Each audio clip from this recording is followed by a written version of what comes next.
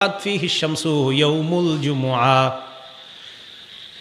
নবীজি বলেন দিনের মধ্যে, আজকে বুধবার, কালকে বৃহস্পতিবার, পরে শুক্রবার, এই যে দিনের মধ্যে শ্রেষ্ঠ দিন হলো শুক্রবার। ফীহি খুলিকা আদম, শুক্রবার দিন আদম নবীরে বানানো হয়েছে। ওয়া ফীহি উদখিলাল জান্নাহ, শুক্রবার দিন, জুমার দিন আদম নবীরে জান্নাতে প্রবেশ করানো হয়েছে। ওয়া ফীহি উখরিজা মিনহা, শুক্রবার দিন আদম নবীকে জান্নাত থেকে বের করা হয়েছে।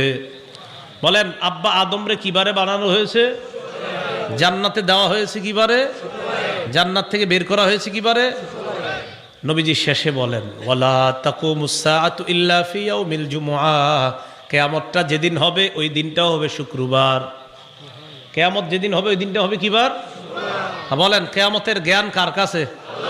কিয়ামত আল্লাহ কবে প্রকাশ করবে? কিয়ামত কিবারে হবে?